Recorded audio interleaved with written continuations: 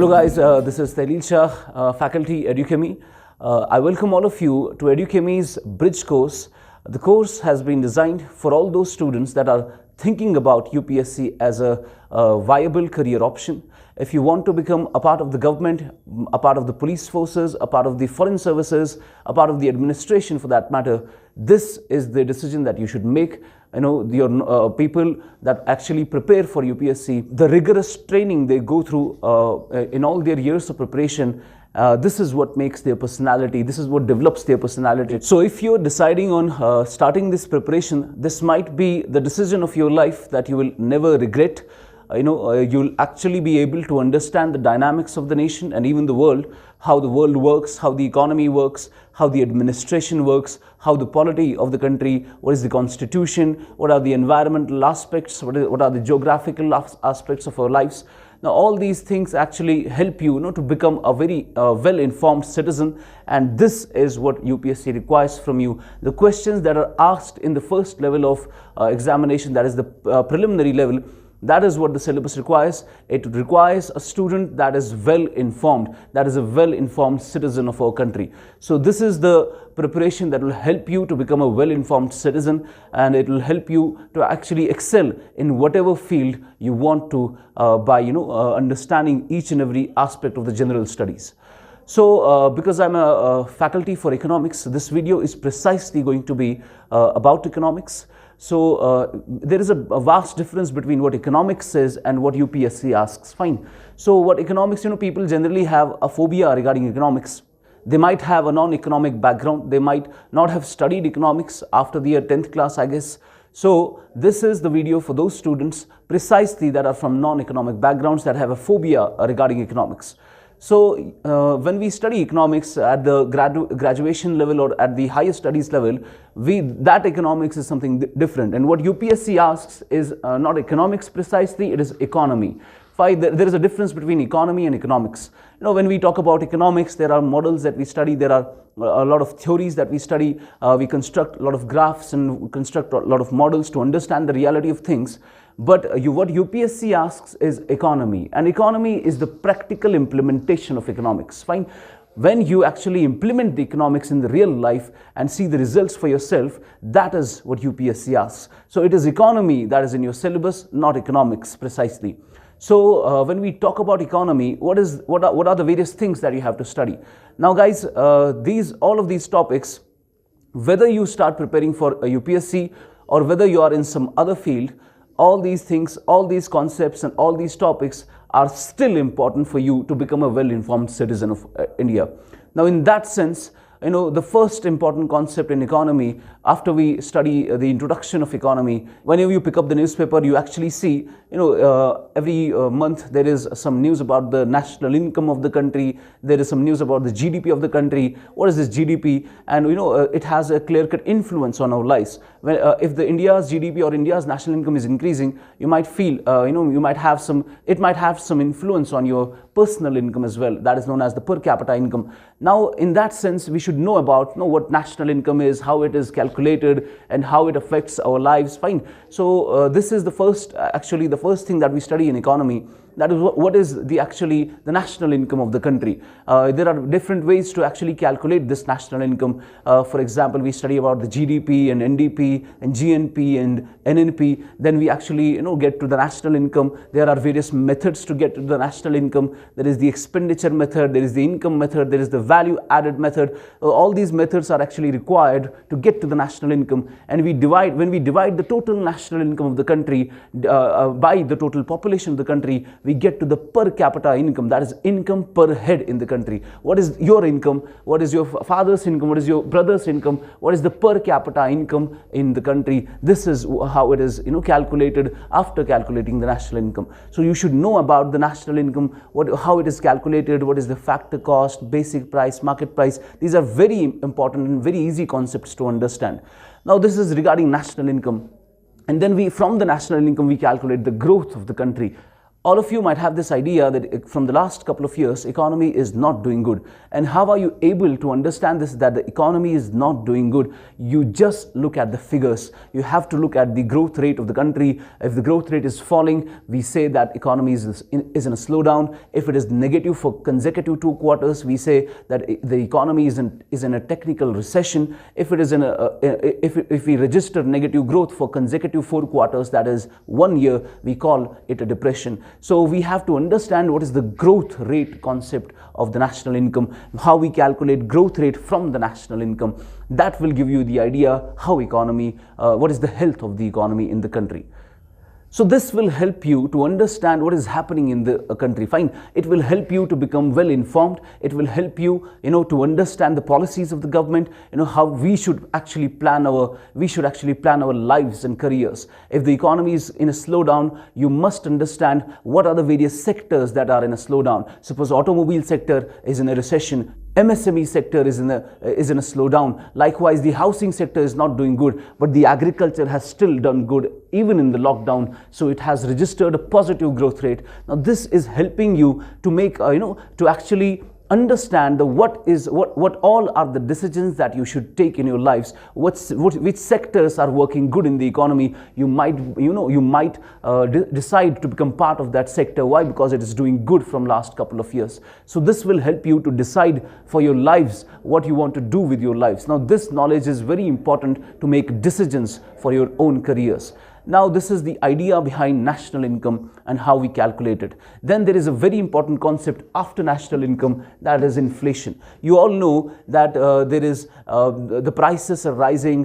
What your father used to buy when he had some amount of money, you are not able to buy the same quantity with the same amount of money now. Why? Because the purchasing power of the currency is continuously decreasing. Why is it decreasing? Because the inflation is happening, and inflation is the rising prices, the general level in prices over a sustained period of time. So you should actually know what is the inflation in the economy, how much are the prices increasing in the economy, and how do we calculate it. You should have an idea that how to calculate this rise in prices in the economy, how the prices are increasing, and how to calculate it, and what influence, what effects it has in my own life. Fine. So we see the topic of inflation in great detail, in which we see that inflation can be calculated at various levels, whether it be at the wholesale level, which we call WPI, wholesale price index, whether it be at the producer level, we call it a producer price index, or a consumer level, we call it consumer price index. These are some measures, some indexes of inflation from which we calculate the inflation rate.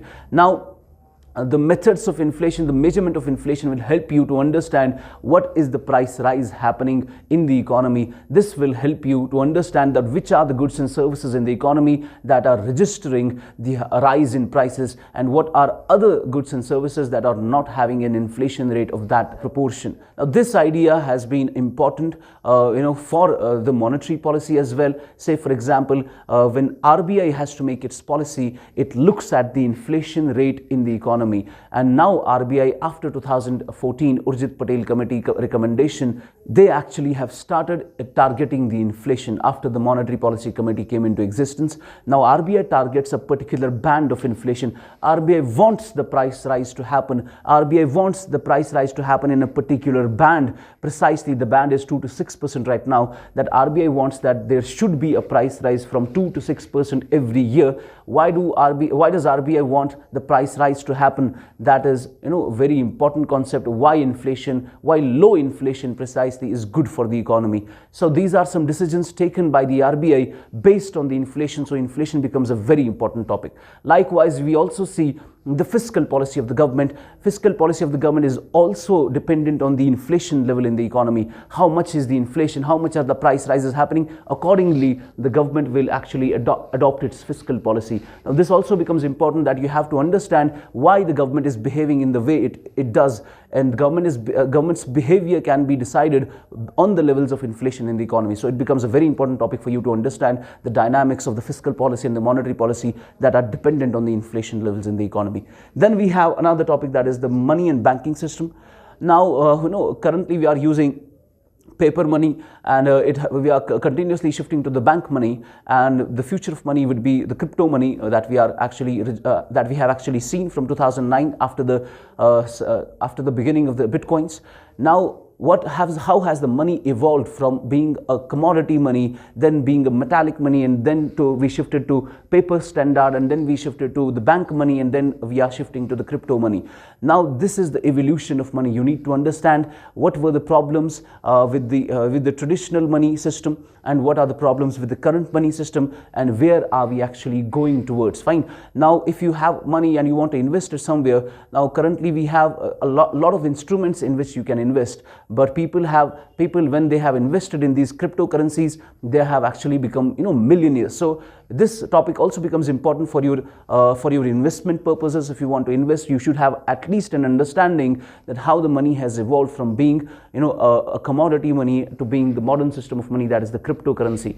Now cryptocurrencies, recently we already know that cryptocurrencies are now, after the draft bill has been tabled on the parliament, the parliament is planning on banning the cryptocurrencies. Now you should actually know that RBI is actually coming up with its own cryptocurrency that might be called digital rupee. So what is actually this digital rupee, how it will affect my life? You should have an idea of it, whether you want to prepare for the exam or you want to actually just know about it. This is the course that you should actually, this will give you an idea about all these contemporary things that are happening in the economy. So after money, we actually shift to the banking system. It is quite related to it. Now the banking system, in which we see that when the RBI prints the currency, that is the reserve money of the country, whether RBI prints the notes and the coins are minted by the government. Now all this is the currency of the government, currency of the country. Now this currency, when it comes to the banking sector creates credit from this currency.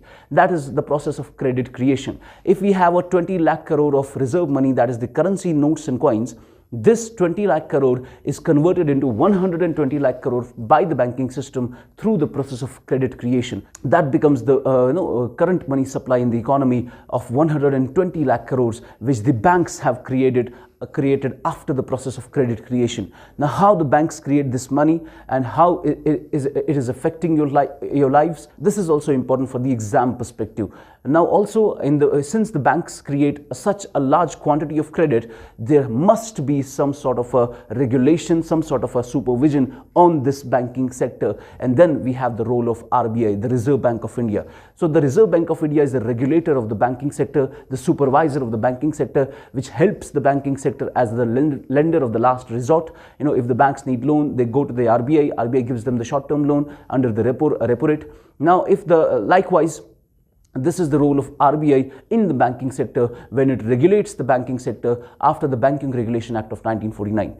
Now after this money and banking process, we see the role of RBI, what are the functions of RBI, how RBI functions and what is RBI's policy. The policy of RBI is the monetary policy, which comes after every 2 months. So in this monetary policy, RBI regulates the money supply in the economy, whether it be the qualitative tools of monetary policy or quantitative tools of monetary policy. These are some instruments that RBI uses to actually regulate the overall money supply in the economy, which will have a direct impact on the inflation levels, on the growth rate of the country. Now this you should understand.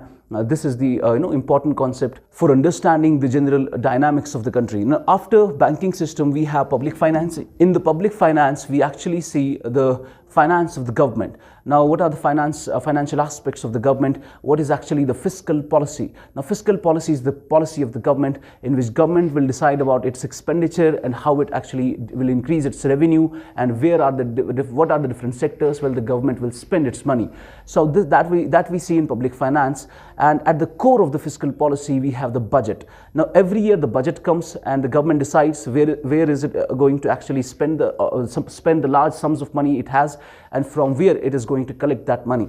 Now all these things comes in the budget, which every year it is announced. So you should actually have an idea, because budget has an impact on each and every person's life in India, because whenever the budget is announced, on some goods and services the taxes are increased, on some other goods and services the taxes are decreased. It has a direct impact on our lives. So you should understand what are the various components of budget, what is a revenue account, what is the capital account, what is the revenue receipt, what is the revenue expenditure, what is the capital revenue, what is the capital receipt and the capital expenditure, what are the various things that come under these various headings in the budget. Now after the budget, after the fiscal policy of the government, we actually see the external sector. What is the external sector? External sector, in the external sector we see the relationship of India with the rest of the world. What is the relationship of India with the rest of the world? We actually, we keep on saying on things that India needs to increase its exports. India needs to, decrease the dependency on imports from outside. Now, why do we want to increase our exports, and how do we want to increase our export? Now, export and import is the relationship that India has with other world, with the rest of the world. Likewise, there are some people that are, working outside abroad, that are sending their money into India. That is some transfers that we are getting under the name of remittances. Now that is also a relationship of India with the rest of the world. Our people, the Indian diaspora that are working outside, sending their money back to India, investing in India, fine. So how do we actually calculate this balance of payment of India? So under this balance of payment, we have two accounts generally. One is the current account, one is the capital account, fine. And what do we have in the current account? What do we have in the capital account? How do we all go about it? Fine. Why do we want to increase the export? How do we increase the export? In external sector, we also see the concept of exchange rate system. Now we know that rupee is convertible into dollar at a rate of 74 rupees per dollar right now. So this is the exchange rate system of India. And what is the exchange rate system that we are following? Most of you will have this question that dollar is very strong in comparison to rupee, and $1 will be equal to 74 rupees. Now that is the exchange rate system, that is the exchange value of rupee into dollar. But actually we don't see the purchasing capacity of currencies on the exchange rate system. If you want to see the purchasing capacity of dollar and rupee, we see that at purchasing power parity, that is PPP. So at PPP we see how much is the purchasing power of rupees and how much is the purchasing power of dollar. That will give you the exact purchasing capacity of the currency that we are studying. Now that is required for you to understand that what amount of money can actually buy a McDonald's burger in India, and what amount of money will actually buy the same burger in United States. This will give you the purchasing power of two currencies. Now we see the purchasing power at PPP. Now this is how we actually convert one currency into another. What is the currency regime that we follow in India?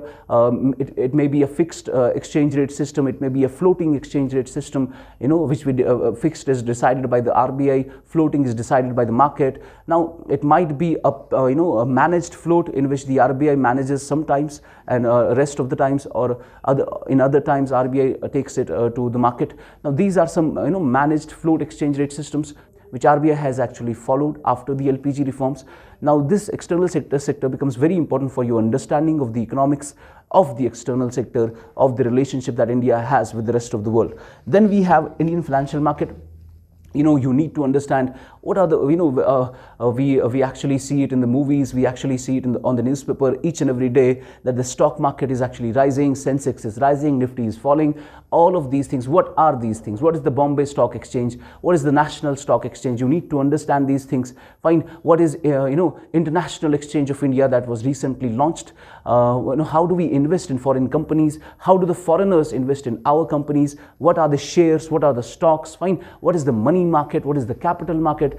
These things are some fields or some components that you should actually be able to understand to actually decide for your own lives that what is the company that you should invest in, what are the which is the company that you want to purchase the shares of, because that the company is doing very good and you can actually earn a lot of profits from that. So whether you want to invest in the money market, whether you want to invest in the capital market, if you want to start a startup, you want to create a company of yours, where do you want to list it, on the Bombay Stock Exchange or on the National Stock Exchange. Likewise, there are a lot of things in the Indian financial market that we need to cover, that is very, that will help you to understand how to decide for your own lives. Then we have a very important topic in economics, that is human development and sustainable development. So human development is actually, whenever we see the Human Development Index, how do we calculate the development of of humans. Likewise, how do we have to actually, whenever we increase the production of the country, whenever we increase the growth in the country, it actually hampers the environment. So we need to actually grow, but the growth has to be sustainable across the generations. So how do we actually calculate the sustainable development of India? And these are some very important topics for your examinations and for your general awareness as well. So this is all from me. I welcome all of you to this bridge course. It will help you a lot in understanding the dynamics of the country. It will help you a lot in your first step of UPSC preparation. So if you're seriously thinking about preparing for UPSC, you should actually, you should first have a feel of it. How is the preparation going to be from now on to the next couple of years, because it will take a lot of time. So this is the first step for you. You can join in our classes. This will help you a lot in the first launch of your preparation. I thank you all for watching this video. God bless you.